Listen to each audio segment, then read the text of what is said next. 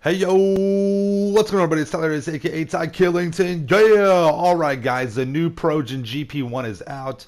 It is a awesome car, it's really nice, but please watch this video before you make a buying decision, okay? I'm going to go through everything, a full performance review. I'm going to let you know what the business is with this car, okay?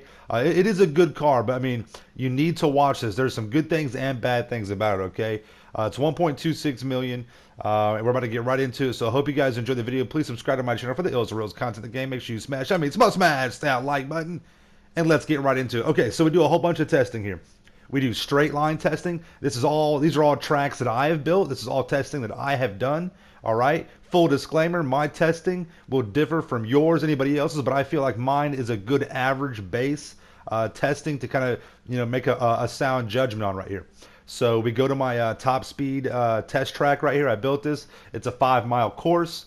The checkpoints are in intervals of a quarter mile, half mile, 3/4 mile, then 1 mile intervals after that. Okay, and I know this video is long. I get it. It's another one of those 10-minute videos. I get it, but there is a ton of information, and I promise you, I cut out a lot of stuff that was unnecessary to bring it down, is to condense it, but still give you a really good idea of what this car can do for you, and if it's worth it to buy it for racing. Because remember, my whole point of view for buying cars in this game, especially if you're tight on money, is if you're going to buy this car, will it make you money? Will this car be a top performer in its class? Or at the very least, will it be competitive in your class? Okay, so that's what my tests are all about. I want to help you out. I know it's been a day.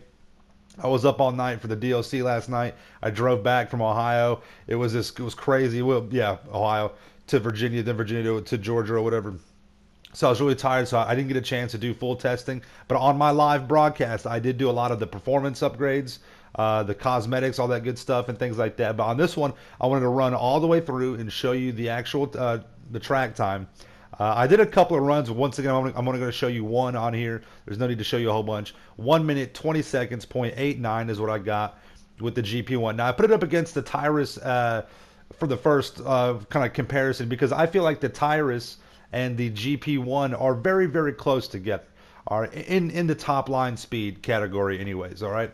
Now remember, I will go over. I cut this. I shortened this up right here real quick. I'm about to show you the end result. But I do also do circuit testing as well, where we go around a whole track. Okay, so keep that in mind.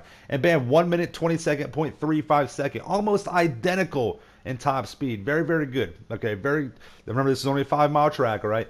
Now shout out to Inmate. Thanks, he was helping me out with this last night. We put it up against the Osiris.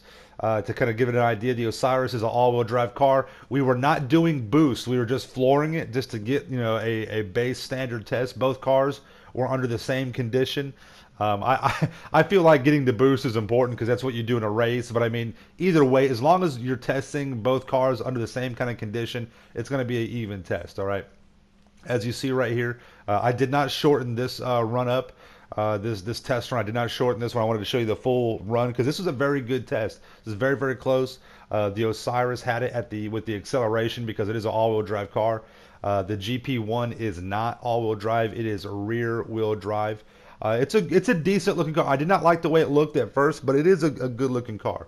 And this car has a tremendous amount of upgrades. It's almost like a Benny's car, but it's not. It's not a Benny's. You don't have to buy it in Benny's. You can't go through Benny's with it. You just mod it out through Los Santos or your CEO garage. But very good run with these two cars right here. Very, very comparable, very competitive between the two. But remember, the Osiris is not going to be. It's competitive. It's not your top car. All right, I will put the GP1 up against some of the top cars for racing, especially stunt racing, which is what pretty much everyone's going to do. I got a 1.20858. Inmate came in with a 121.373 in the Osiris, roughly a half-second difference. The GP1 is about a half-second faster than the Osiris. Now we raced, put it up against the Nero. The Nero is one of the fastest cars in a straight line in the game, and is one of the best cars for stunt races in the game as well. Once again, this is all my testing that I've done, and these are all my conclusions and my opinions that I've come from with doing my own testing, okay? And if you do any kind of stunt races, one of the top cars you see all the time is going to be a Nero or a RE7B, okay? So the Nero, I came in at 1.20, 1 minute 20 second, 0.556.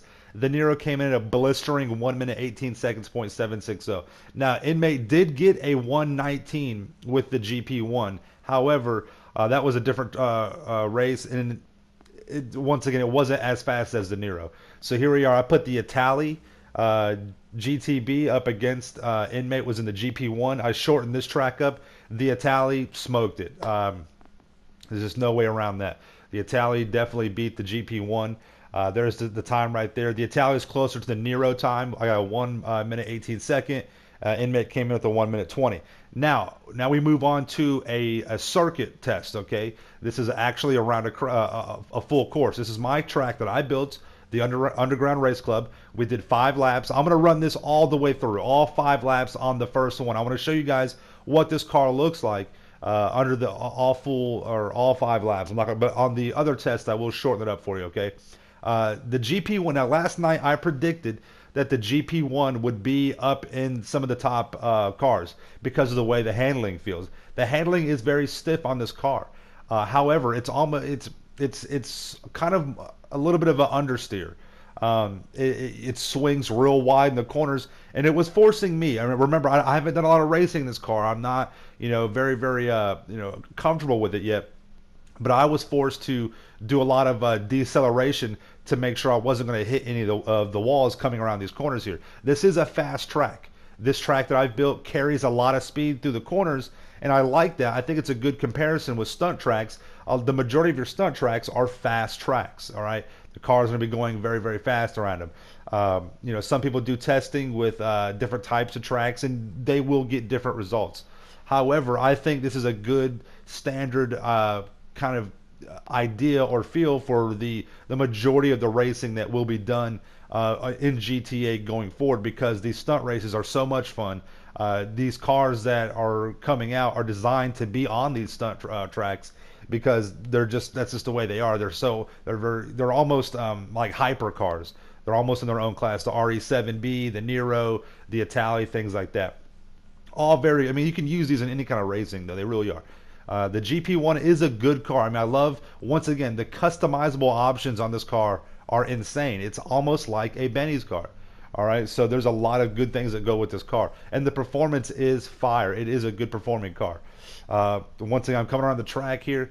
I feel like I have to kind of be cautious with this car. I feel like even though the traction is good, the acceleration is good, coming into these turns, it feels very, very sluggish. I have to kind of let off the gas a little bit. I didn't do too much braking. Once again, I haven't done a lot of racing with this car, so I'm not as comfortable with it. But I mean, once again, every car is different for every driver, for every user. Every track is different for every driver, every user. So you have to keep that in mind as well. But I feel like this is a good average base comparison. And the GP1 got a great time around this track. Once again, 5 laps, 2 minutes 30 seconds, 0.284. That's a very, very good time. Now we come up against the RE7B. The RE7B, according to Bruffy, shout out to you, Bruffy. Hell yeah, thank you so much for all you do in the GTA community. According to his test and mine, the RE7B is overall the best around a track. All right, so I went ahead and sped this up to the 5th lap, the very last lap. But once again, I do like the Nero in a lot of these stunt races. I say I use the Nero about 60% of the time, and the RE7B about 40, maybe 65-35, because the Nero just has so much raw speed and it has good traction. It's a good all-around car. But this RE7B, if you have a race that has any kind of corners in there, if it's a heavy corner race, you need to go with the RE7B. This car around a corner is unstoppable. 2 minutes and 18 seconds compared to the 2:30 that the GP1 got. And the best lap is 26.6 seconds compared to 29 with the GP1. All right, now we bring it up to the Nero right here. This Nero, once again, probably I use the Nero overall more than the RE7B, but when it comes to a high corner track, I would definitely go with the RE7B. I sped this test up, started out with the The Nero, we speeded up to the 5th in the final lap. The Nero, once again, it's kind of like a mix. The Nero has like the best of the RE7B. It's got the top speed like the Banshee. It's got good handling like the RE7B. It has that all-wheel drive feel to it, kind of like the T20, where it's not too sluggish around the corner. There is some kind of oversteer, but it also can get a little loose on you too, which I like that. As you see right here, the Nero, this is the Nero Custom, mind you. The Nero Custom brings in a 2-minute, 25-second .813.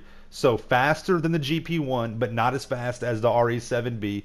The best lap was in between the GP1 at 28.262, but not as fast as the RE7B. So my overall opinion on this car. Is it going to win you? Is it the top car for racing? No. So if you are looking for a top supercar to get for racing, do not buy the GP1. If you have expendable cash, say 1.5 million, and you want mods and upgrades, get the GP1. This car has great mods on it, but it will not win you any tracks and races. Okay, I hope you guys enjoy this. Make sure you subscribe to my channel for the illest and realest content in the game, and make sure you smash that like button. Hell yeah, we'll see you guys in the next one. Stay dangerous.